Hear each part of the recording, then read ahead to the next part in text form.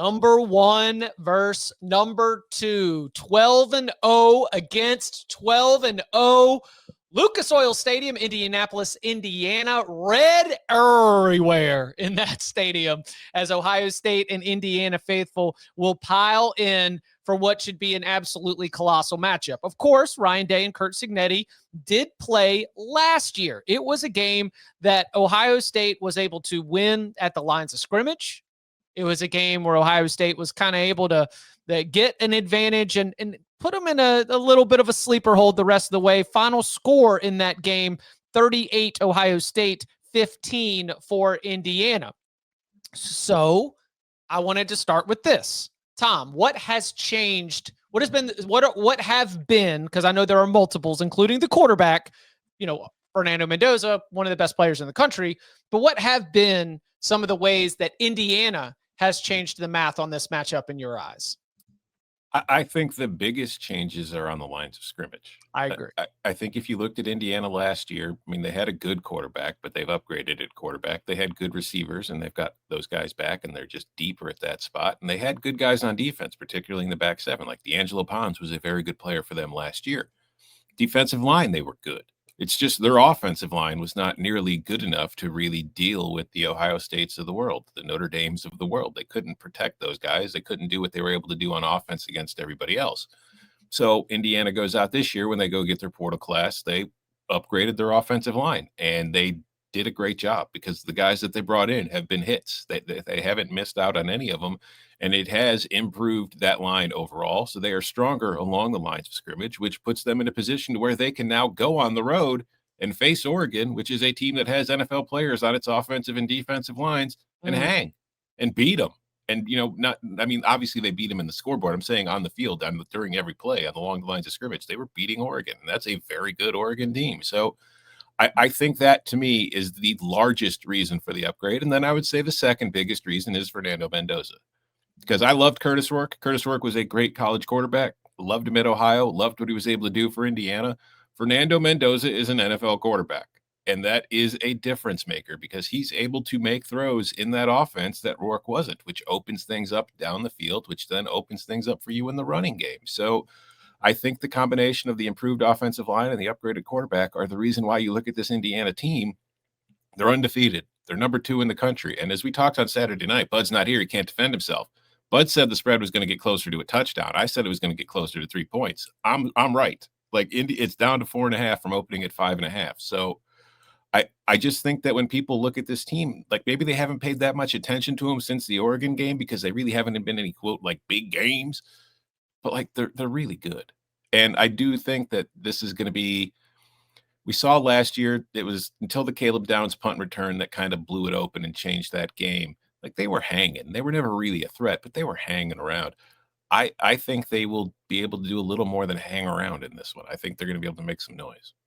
Agreed. They're a better football team. To put it in the words of Curt Cignetti, when I asked him what did he learn from last year when they lost to Ohio State and Notre Dame, he said, we needed more dudes.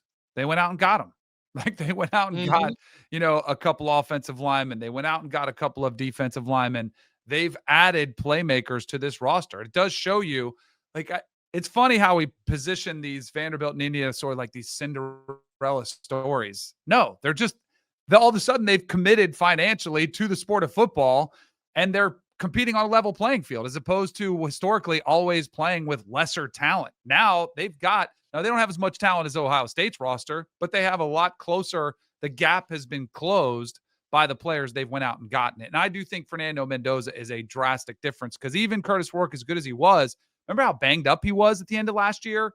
And they were talking about, his ACL, which I think was, he tore it, was playing on it.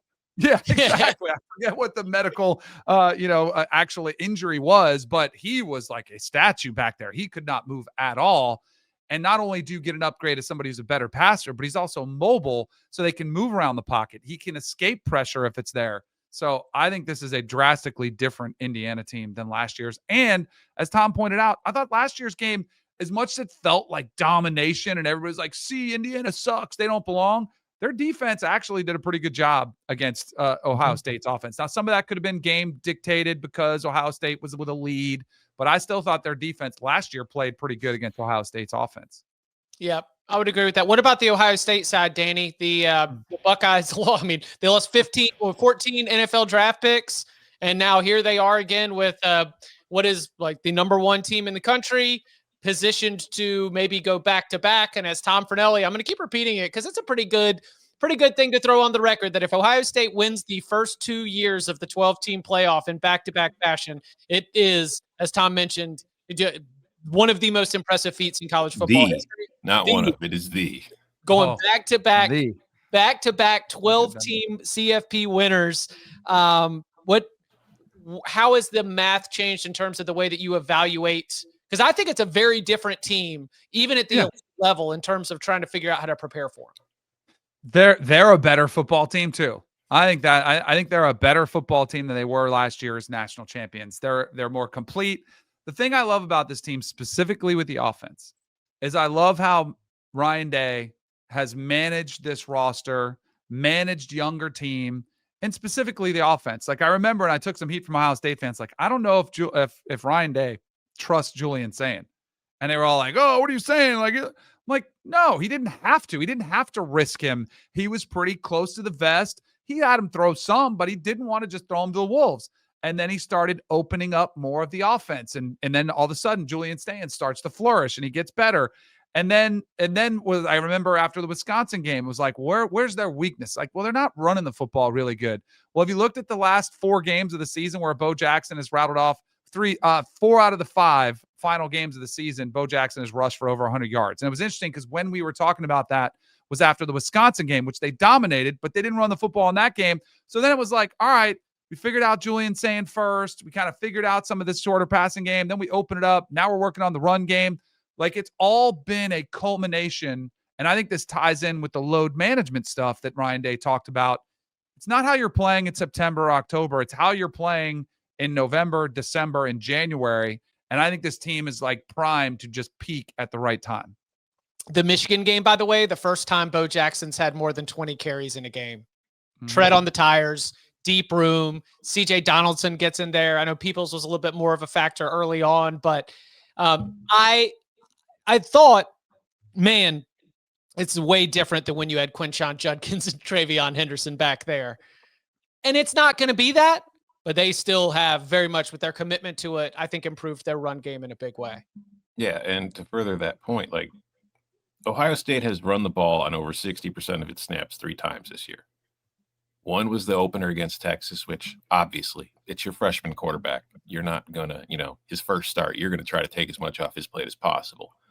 Then the last 2 were the last 2 games against Rutgers and against Michigan. So there is kind of like, if you start looking, like Danny's kind of touching on, you do feel like there's a method to the madness of what they've been doing all year, where it's like every single week they're just kind of stacking more and more and working on thing after thing to that way they can peak at the right time, which is not all that different than what they did last year. It's just the difference last year was they lost a couple games on the way. This year's team has been undefeated. So I do think the primary difference is, you might have the greatest college football defense we've ever seen. As far I can't remember what the stat was that they showed on the broadcast after the game, but I think it's the first team ever to go through a whole season without allowing 17 points. Like, that's incredible. And then you look at the offense, like Will Howard was a very good player for Ohio State. Will Howard did a lot of great things for them. He really helped them out in the red zone because his legs gave them a dynamic that they hadn't had. And size, big body, like exactly. He can go in there and bang in short yardage situations.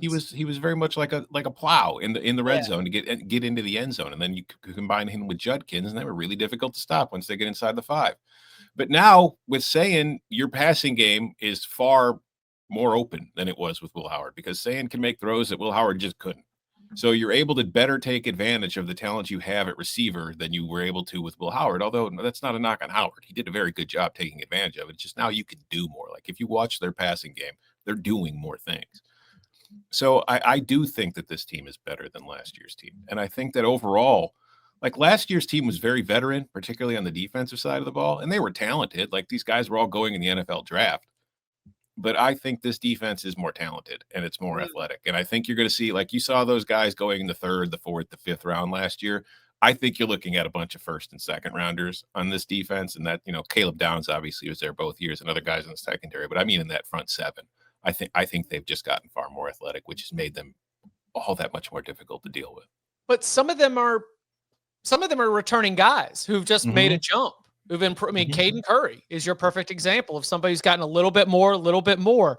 Arvell Reese, another guy who has just made a jump in a really big way.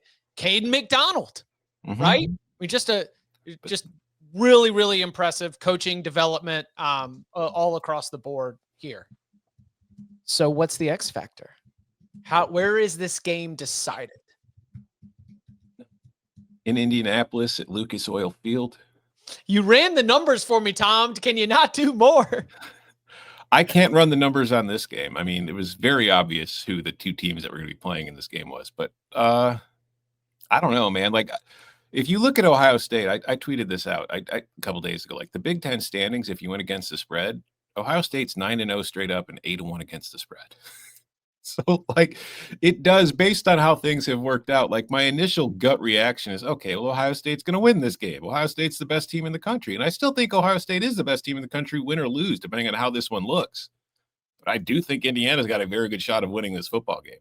I think the one thing I'm most confident in is that it won't be a shootout. Because I do think Ohio State's defense is legit, and I do think they can slow down Indiana, but I also think Indiana's defense can slow down Ohio State. I'll say whatever team can rattle, throw off, pressure the opposing quarterback. And there's a chance that maybe both of them do. Like, you're talking about the defensive performance, and then it becomes like who forces the big mistake. Because, I mean, if this game is lower scoring, it could be the difference between an interception, a pick six, something that kind of really turns the momentum of a game. So I'll say from that standpoint, it's who can harass, who can turn these quarterbacks who have been awesome, who can turn them into pedestrian quarterbacks. Yeah, I think that's a great point, because if you look at the numbers, like, the one thing we don't know about Sayin yet is he hasn't been pressured a whole hell of a lot this year. Like, Ohio State's offensive line has done such a good job. Like, Texas was the only game where he really felt under fire, and that's his first start. But since then, like, if you look at the numbers, the pressure rates against Washington were high. They were high against Penn State. I would say Penn State did the best job by far of any team that Ohio State's faced since Texas doing that. But a lot of that was because of what they were doing were longer developing routes. So Sayin was just kind of holding it more than he was under fire. So if Indiana can get him pressured, we haven't really seen him a lot in that situation. And the one time we did see him, he didn't have the greatest game.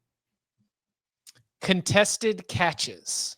That's what I keep coming back to, because especially with Elijah Surratt back in the lineup. Remember, we had Becker emerge as another when Surratt was out. Omar Cooper, somebody who can obviously make athletic grabs. And I don't need to spend many words to describe to you that, yes, Jeremiah Smith and Carnell Tate can go make contested catches as well. I come back to those Clemson, Alabama epics, and it just came down to, who could go up there and grab those jump balls. You had an NFL quarterback. We've got two NFL quarterbacks. You've got defenses that are loaded with future pros. And yes, Indiana too. I think Indiana's got future pros on that defense as well. All-American candidates, future NFL draft picks. So it's the guts to let it go as a quarterback, the confidence in your wide receiver to go make a play, the wide receiver and the DB battling it out. And then, and I hate this last piece, but it has to be acknowledged, because this is a big game breakdown. I'm not going to make this part of my locks, but how they're calling the game. Like how much are D'Angelo Pons or how much are Caleb Downs? Like how much are these defensive backs going to be able to put their hands on the wide receivers? How strong are these wide receivers to make plays through it? I think that's going to be the spot where, like, if you're Indiana, I kind of think that you've got the big-bodied wide receivers to be able to just go make plays. We'll see. That's going to be one spot that I'm going to keep an eye on. I do think one interesting aspect of this game, like, I do think getting off to a good start is important for Indiana. Because Indiana has not really been in the position, like we saw against Penn State. They had the comeback. That was the only time that they were in a spot where they were truly in trouble. Like, even if you go to the Oregon game, they were never trailing in that game. Like, Oregon tied them a few times, but they were never trailing. And I don't think I do wonder mentally if Indiana falls behind early by Ohio State, and you just know how good that defense is, if it just kind of creeps in, it's like, oh man, we're done. We got no chance here. Like, we got to come back against these guys. What do you? Noah, our lovely producer at HQ, obviously not a huge fan. He's like, "Are you on cover 3?" I'm like, "Yeah, I'm working." He should know that. This is appointment listening. Just unbelievable. Unbelievable. Yeah. Becker at 6'4". EJ Williams is 6'3". Surratt 6'2". You know, we'll see if they're gonna be able to go out there and make those plays. Anything else here? What do you have your eyes on? I've seen some talk about, like, what do either of these teams care about? Like, why do they even need to try? Ohio State hasn't won the Big Ten since 2020. They've watched Michigan do it 3 times. I guarantee you Ohio State would really like to win the conference, and Indiana wants to win the Big Ten. When was the last time Indiana did so? They're playing for the 1 seed, and they're playing for a conference title. They're going to show you plenty. I'd say, and I can't even tell you who they are, but if this game is close, and these like we talk about the quarterbacks not being under pressure, neither of these kickers have been under much pressure. Ooh. You know, like, and if there is a game, if there is a game-winning situation, I don't know who to trust. Don't put it in the feet of your kicker. Yes, please don't. I mean, you are indoors. Yeah, it should be fine. Right. But what about, all right, so 47.5 is you're both sort of hinting at you're expecting a lower scoring game. It was a fast track here. Yeah, I know. That's where I'm like, I don't know, because you talked about the playmakers on the field for Indiana, and we didn't even have to talk about Ohio State's playmakers. Everybody knows who they are. I mean, I'm leaning towards it, but I'm not. I got to write my column later today, so I haven't really dug into it that much from the gambling aspect. But yeah, I am leaning towards the under here. Yeah. I will say, because I mentioned it, Indiana's last conference title was 1967. That was a split. Their last outright, 1945. Also, if we're gonna say, I don't know who I would give the coaching edge to, but these are 2 of the best coaches in the sport right now, and we have had discussions with both of them, over the last couple of years. There ain't no part of Ryan Day or Curt Cignetti that lets me think that they want anything other than to win this football game. And that message will be sent throughout the building. That message will be loud and clear. There ain't no, all right, boys, let's just take it easy. Like, what does it even mean? Like, we've got buys like that. That does not exist. These are capital C competitors. You think it exists? I'm just saying, we've seen, like, what if Jeremiah Smith or Carnell Tate are kind of like, that first series, I don't know, just kind of tweak something. Then that's a Jeremiah Smith or a Carnell Tate decision from the coaching staff. Then this is, I think that this is going to be a message that is loud and clear. I hope so.